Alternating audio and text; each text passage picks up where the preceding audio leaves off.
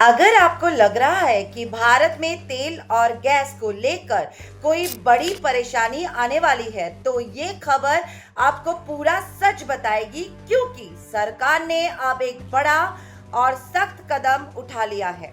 दोस्तों, पश्चिम एशिया में बढ़ते तनाव और युद्ध जैसे हालात का असर अब भारत पर भी दिखने लगा है। इसी को देखते हुए केंद्र सरकार ने एसेंशियल कमोडिटीज एक्ट के तहत एक अहम आदेश जारी किया है। अब देश की हर वो कंपनी जो तेल और गैस से जुड़ी है, चाहे वो उत्पादन करे, रिफाइनिंग करे, स्टोरेज, ट्रांसपोर्ट या सप्लाई, सभी को अपना ताजा डेटा सरकार को देना अनिवार्य कर दिया गया है। इस काम के लिए petroleum planning and analysis cell PPAC को नोडल एजेंसी बनाया गया है। इसका मतलब है कि अब सरकार के पास लगभग रियल टाइम में ये जानकारी रहेगी कि देश में कितना तेल और गैस उपलब्ध है, कितना इस्तेमाल हो रहा है और आगे की जरूरत क्या होगी। सबसे अहम बात, ये नियम अब सख्ती से लागू होगा।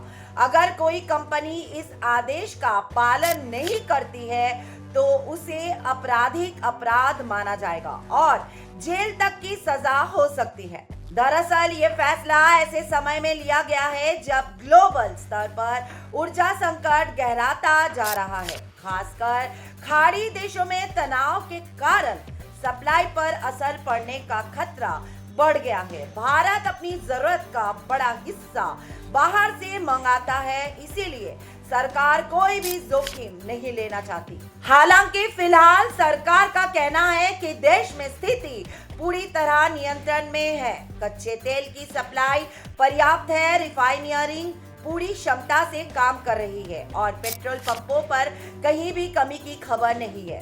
पीएनजी और सीएनजी की सप्लाई भी सामान्य बनी हुई है। पैनिक बुकिंग को रोकने के लिए भी कदम उठाए गए हैं। लोग अब ज्यादा से ज्यादा ऑनलाइन बुकिंग कर रहे हैं और गैस सिलेंडर की डिलीवरी सीधे घर तक पहुंच रही है। राज्यों को भी अलर्ट कर दिया गया है कि जमाखोरी और कालाबाजारी पर सख्त कार्रवाई की जाए।